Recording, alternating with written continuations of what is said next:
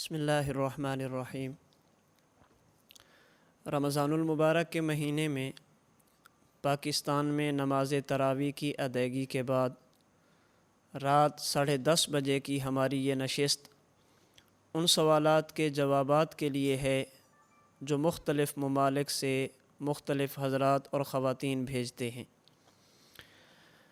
سب سے پہلا سوال محمد آصف مقبوضہ کشمیر سے پوچھتے ہیں کہ کیا نماز تراویح بیٹھ کر پڑھنے کی گنجائش ہے؟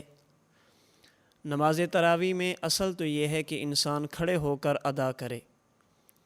اگر کوئی عذر ہو، مجبوری ہو، کھڑے ہو کر انسان نہ پڑھ سکتا ہو تو پھر بیٹھ کر پڑھنے کی گنجائش موجود ہے۔ اگر عذر نہ ہو، ویسے سستی کی وجہ سے، تھکاوٹ کی وجہ سے بیٹھ کر پڑھ لے تو وہ خام خواہ بیٹھ کر پڑھنے سے نماز تراویح مکروہ ہوگی۔ اگر عذر ہو تو پھر بیٹھ کر پڑھنے کی گنجائش موجود ہے۔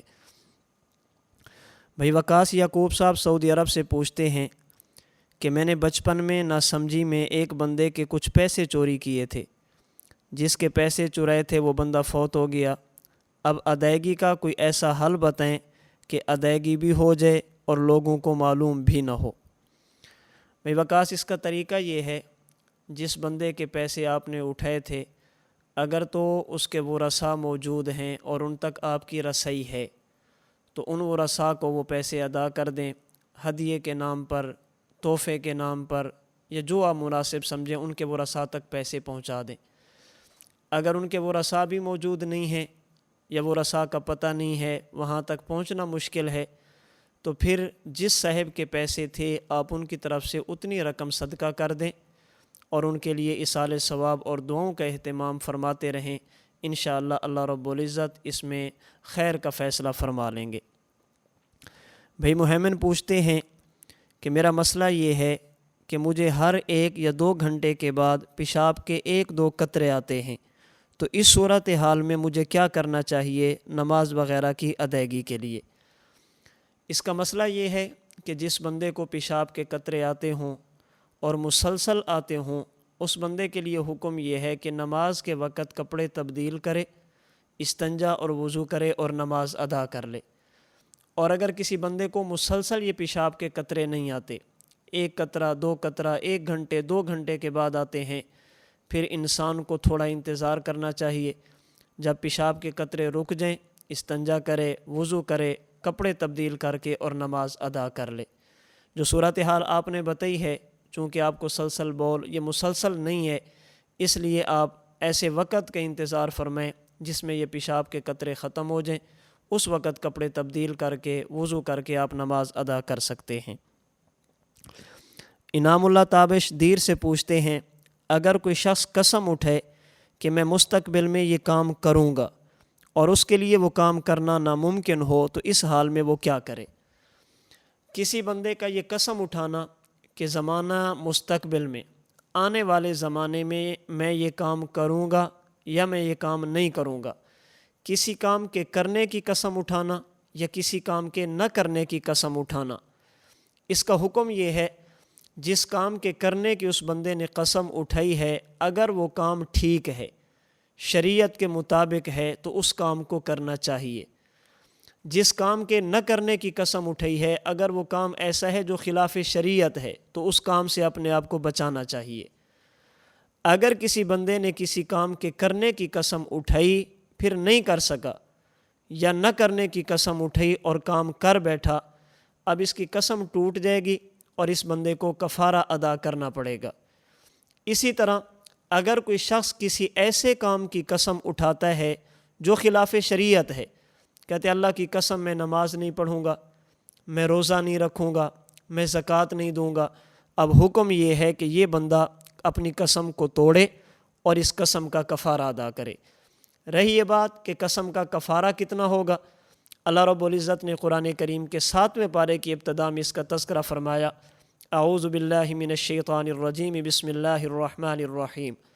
فکفارتہ اطعام 10 مساکین من اوسط ما تطعمون اہلیکم او کسوتہم او تحریر رقبہ فمن لم یجد فصیام 3 ایام ذالک کفارۃ ایمانکم اذا حلفتم۔ اللہ رب العزت نے اس آیت مبارکہ میں کفارے میں 4 چیزیں بیان فرمائی۔ نمبر 1، اگر قسم ٹوٹ گئی، قسم توڑ بیٹھے، تو پھر 10 مسکینوں کو کھانا کھلایا جائے، صبح اور شام کا کھانا۔ نہیں کھلا سکتے، پھر 10 مسکینوں کو کپڑے دیے جائیں، 10 سوٹ 10 بندوں کو دیے جائیں۔ نہیں دے سکتے، ایک غلام آزاد کیا جائے۔ اگر کوئی بندہ اتنی گنجائش نہیں ہے کہ 10 مسکینوں کو کھانا کھلائے، اتنی گنجائش نہیں ہے کہ 10 مسکینوں کو کپڑے پہنائے، اتنی گنجائش نہیں ہے کہ وہ ایک غلام کو آزاد کرے، پھر ایسے بندے کے لیے کفارہ یہ ہے کہ یہ بندہ 3 دن روزے رکھے۔ لیکن اللہ رب العزت نے آگے ارشاد فرمایا وَاحْفَظُوا أَيْمَانَكُمْ، اے ایمان والو اپنی قسموں کی حفاظت کرو۔ کیا معنی؟ خام خواہ بلا وجہ قسمیں نہ اٹھایا کرو، اللہ کی قسم یوں کروں گا، اللہ کی قسم یوں نہیں کروں گا۔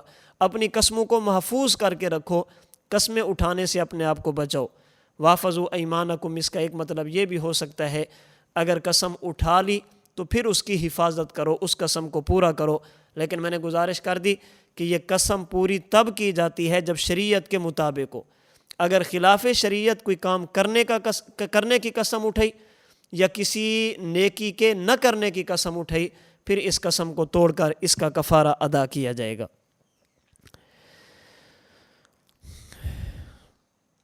اگلا سوال، مولانا صاحب یہ بتا دیں کہ ودی اور مزی کے خارج ہونے سے روزہ ٹوٹ جاتا ہے یا نہیں ٹوٹتا؟ ودی پیشاب کے بعد آنے والے قطروں کو کہا جاتا ہے، اور مزی اپنے گھر والوں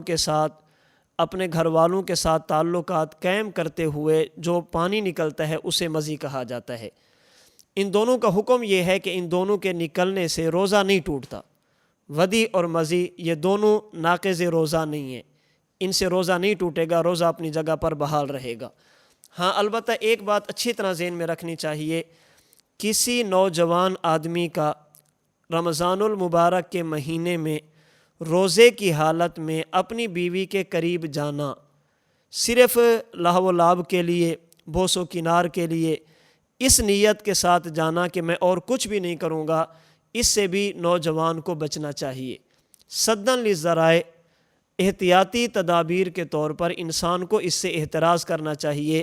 اگر کوئی بندہ اس نیت کے ساتھ چلا گیا، پھر چلتے بیوی کے قریب بالکل چلا گیا اور جنسی تعلقات قائم کر بیٹھا، تو اس بندے کا نہ صرف یہ کہ روزہ ٹوٹے گا بلکہ اس کی قضا کے ساتھ ساتھ کفارہ بھی ضروری ہوگا۔ اس لیے رمضان المبارک کے مہینے میں ان چیزوں سے بچنا چاہیے۔ ہاں البتہ اگر ودی یا مزی کے قطرات آ جائیں تو اس سے روزے پر کوئی فرق نہیں پڑتا۔ اگلا سوال، ولی اللہ صاحب سعودی عرب سے پوچھتے ہیں کہ سعودی عرب میں ہمارا پٹرول پمپ کا کاروبار ہے۔ اب پوچھنا یہ ہے کہ جب ہم زکوٰۃ ادا کریں گے تو مزدوروں کی مزدوری، ان کی تنخواہ نکال کر ادا کریں گے یا پورے مال سے ادا کریں گے؟ بھائی ولی اللہ صاحب، اس کے بارے میں استاد محترم متکلم اسلام مولانا محمد الیاس گھمن صاحب دامت برکاتہم العالیہ کی طرف سے ایک زکوٰۃ فارم تیار ہو چکا ہے، فیس بک پر بھی موجود ہے، اسی طرح واٹس اپ سروس پہ بھی موجود ہے، اور اس کا مختلف زبانوں میں اردو، عربی، انگلش، برمی، گجراتی وغیرہ میں ترجمے ہو چکے ہیں۔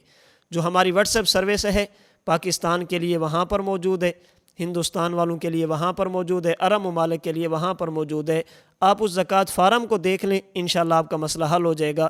اس کا خلاصہ یہ ہے کہ جس تاریخ کو آپ نے زکوٰۃ ادا کرنی ہے، مثال کے طور پر آپ 25 رمضان کو زکوٰۃ ادا کرتے ہیں اور 25 رمضان کو ہی مزدوروں کی تنخواہ بھی دیتے ہیں، ان کی جو پیسے بنتے ہیں وہ بھی ادا کرتے ہیں، تو وہ آپ منہا کریں گے۔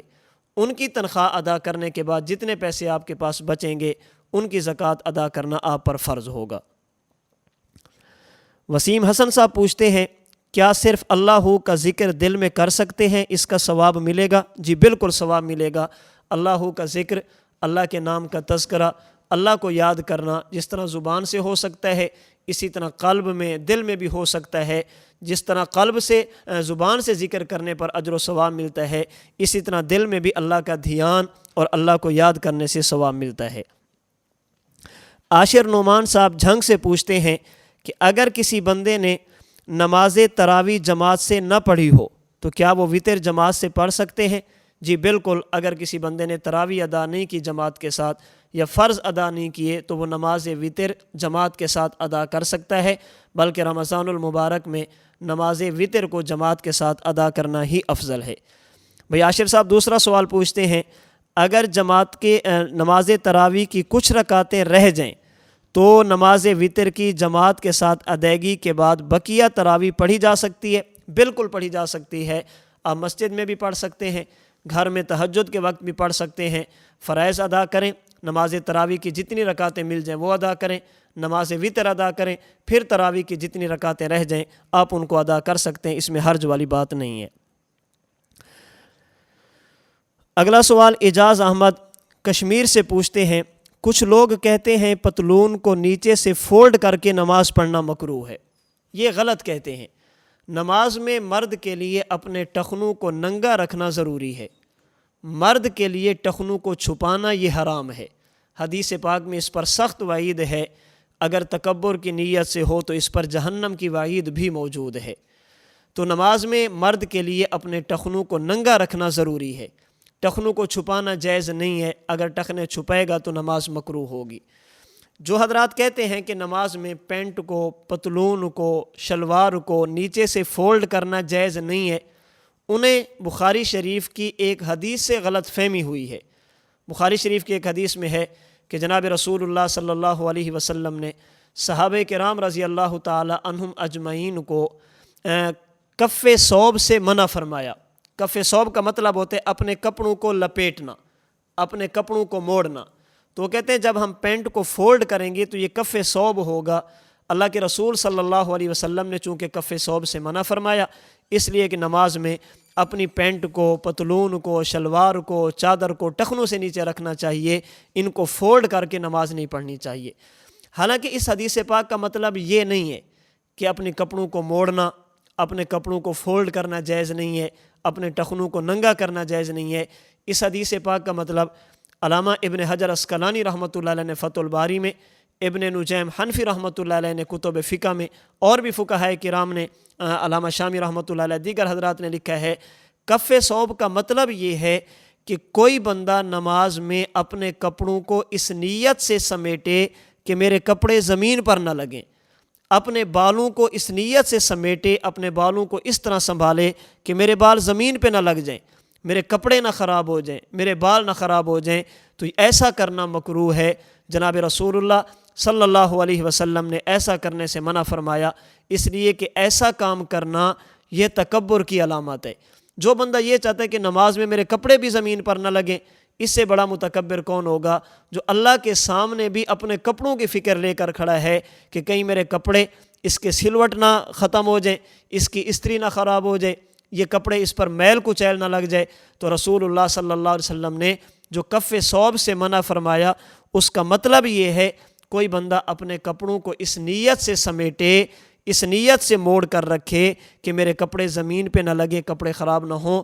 باقی اگر نماز میں پینٹ ٹخنوں سے نیچے ہو اس کو اوپر کر لینا چاہیے، اگر شلوار ٹخنوں سے نیچے ہو، ٹخنے ننگے رکھ کے نماز پڑھنا سنت ہے، ٹخنے چھپا کر نماز پڑھنا یہ بالکل جائز نہیں ہے، بلکہ یہ مکروہ ہے۔ محمد اسحاق صاحب انڈیا سے، اسی طرح محمد ثاقب صاحب انڈیا سے یہ پوچھتے ہیں کہ اگر کوئی شخص اکیلے نماز تراویح پڑھے تو کیا وہ جہراً قرات کر سکتا ہے؟ جی بالکل کر سکتا ہے۔ اتنی اونچی آواز سے قرات کرنا کہ خود سن لے، اس کی وجہ سے کسی کے آرام میں خلل نہ آئے، کسی بیمار کی بیماری میں مسئلہ نہ بنے، کسی کی عبادت میں خلل نہ آئے، اتنی بلند آواز سے کہ خود سن سکے کہ میں کیا پڑھ رہا ہوں، اس کی گنجائش موجود ہے۔ یہ نماز تہجد میں بھی ہو سکتا ہے اور نماز تراویح میں بھی ہو سکتا ہے۔ بھائی ذوالقرنین صاحب بہاولپور سے پوچھتے ہیں، آج کل کرونا کی وبا کی وجہ سے مساجد میں نمازیوں کے درمیان کچھ فاصلہ رکھا جاتا ہے، کیا اس طرح صف بنانا جائز ہے؟ بھائی ذوالقرنین، اصل تو شریعت کا مسئلہ یہ ہے کہ نماز میں صف بندی یوں کی جائے کہ صفوں کے درمیان خلا نہ ہو، صف بندی یوں کی جائے کہ کندھے کے ساتھ کندھا ملا ہوا ہو، درمیان میں جگہ چھوٹی ہوئی نہ ہو۔ لیکن عذر کے مسائل، بیماری کے مسائل، مجبوریوں کے مسائل، یہ عام قانون سے تھوڑا ہٹ کر ہوتے ہیں۔ جس طرح ہمارے لیے حکم یہ ہے کہ کھڑے ہو کر نماز پڑھیں، لیکن اگر کوئی طبیب کہہ دے، ڈاکٹر کہہ دے کہ آپ کھڑے ہو کر نماز نہ پڑھیں، آپ کا یہ مسئلہ ہے، تو اس بندے کے لیے بیٹھ کر نماز پڑھنا جائز ہے۔ اسی طرح اس بین الاقوامی وبائی صورتحال میں ملکی ماہرین نے، ڈاکٹر حضرات نے اور پھر ساتھ ساتھ علماء کرام نے بھی یہ فیصلہ فرما دیا ہے کہ نمازیوں کے دوران مناسب فاصلہ رکھنا چاہیے۔ احتیاطی تدابیر کے پیش نظر، اس وبا سے بچنے کی صورتحال کے پیش نظر اتنا فاصلہ رکھنا کہ باہر سے دیکھنے والا بندہ سمجھے کہ یہ باجماعت نماز پڑھ رہے ہیں، کچھ مناسب فاصلہ رکھ کر اگر نماز پڑھی جائے تو اس کی گنجائش موجود ہے۔ یہ عام قانون نہیں ہے، احتیاطی تدابیر کی وجہ سے وبا سے بچنے کے لیے ایسا کرنا بالکل جائز ہے۔ باقی اس پر حضرت شیخ دامت برکاتہم العالیہ کا فتویٰ بھی موجود ہے، فتویٰ نمبر 554 آپ اس کا بھی مطالعہ کر سکتے ہیں، اس میں بھی یہ ساری تفصیلات آپ کو مل جائیں گی۔ باقی اس موقع پر اللہ رب العزت سے دعا بھی کرنی چاہیے کہ اللہ رب العزت اس وبا سے انسانیت کو نجات عطا فرما دیں، اللہ رب العزت اس سے انسانیت کو محفوظ فرمائیں تاکہ مساجد کی رونقیں پہلے کی طرح بحال ہوں، انسانیت عبادت میں دل جمی کے ساتھ اللہ رب العزت کی طرف متوجہ ہو سکے۔ احتیاطی تدابیر کے ساتھ ساتھ رجوع الی اللہ اور دعاؤں کا بھی اہتمام کرنا چاہیے۔ بھائی احمد حسان راولپنڈی سے پوچھتے ہیں کہ کراچی سے ایک شخص راولپنڈی آیا، اس کا ارادہ 10 دن رکنے کا تھا، لیکن ابھی لاک ڈاؤن کی وجہ سے پھنسا ہوا ہے کہ جیسے ہی لاک ڈاؤن کھل جائے گا تو میں چلا جاؤں گا، لیکن لاک ڈاؤن کا ابھی پتہ نہیں کب کھلے گا، تو یہ شخص مسافر شمار ہوگا یا مقیم شمار ہوگا؟ اگر کوئی بندہ کسی جگہ پر ٹھہرے اور اس کی نیت یہ ہو کہ 15 دن سے کم ٹھہروں گا اور 15 دن سے کم ٹھہروں گا تو یہ بندہ مسافر شمار ہوگا، لیکن کسی وجہ سے وہ بندہ آج جاتا ہوں، کل جاتا ہوں، پرسوں جاتا ہوں، یہ 15 دن سے زیادہ ٹھہر گیا، تب بھی یہ بندہ مسافر شمار ہوگا۔ یہ جو موجودہ صورتحال ہے کرونا والی، لاک ڈاؤن والی، اس صورتحال میں مسئلے کو اچھی طرح سمجھنا چاہیے۔ اگر یہ بندہ وہاں پر ٹھہرا ہے، اس کی نیت 10 دن ٹھہرنے کی تھی، اب اس کو پتہ ہے کہ لاک ڈاؤن ہے اور مجھے 15 دن سے پہلے گاڑی نہیں ملنی، اب اس بندے کو چاہیے کہ یہ اقامت کی نیت کر لے، یہ مقیم شمار ہوگا۔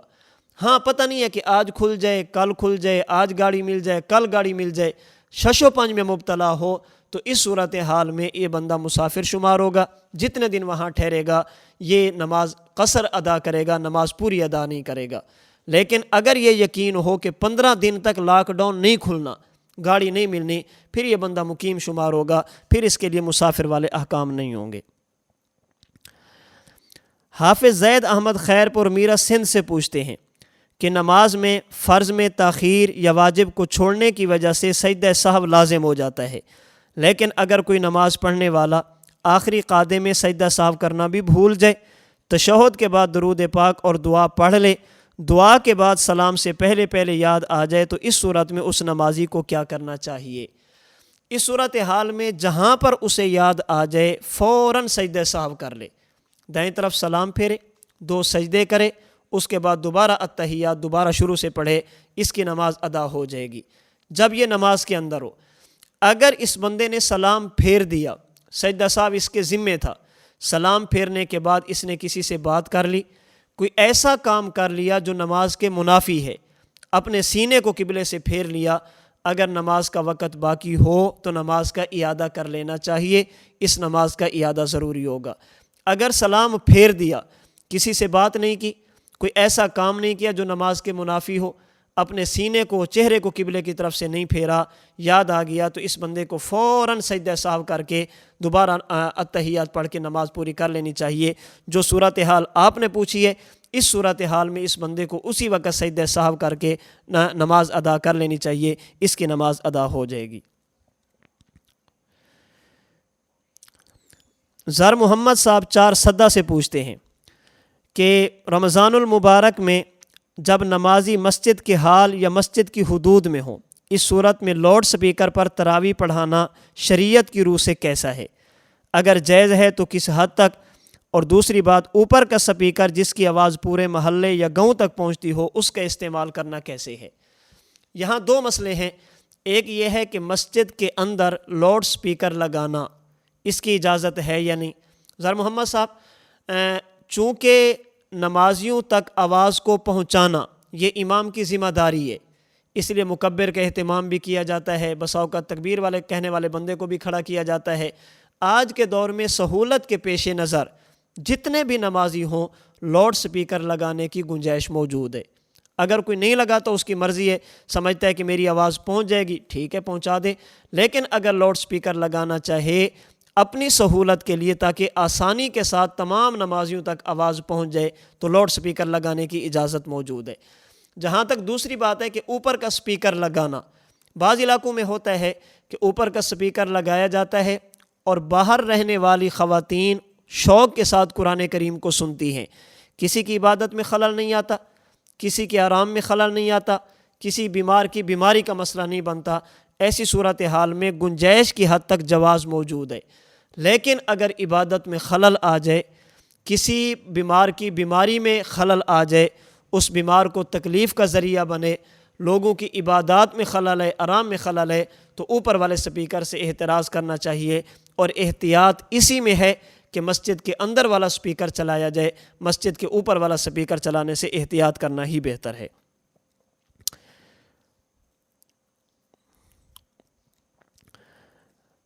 محمد شاہ جہاں صاحب علی گڑھ مسلم یونیورسٹی ہندوستان سے پوچھتے ہیں، کیا رمضان کا چاند دیکھنے کا کوئی مسنون طریقہ ہے؟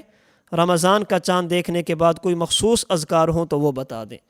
رمضان المبارک کا چاند دیکھنے کا وہی طریقہ ہے جو باقی مہینوں کے چاند دیکھنے کا طریقہ ہے۔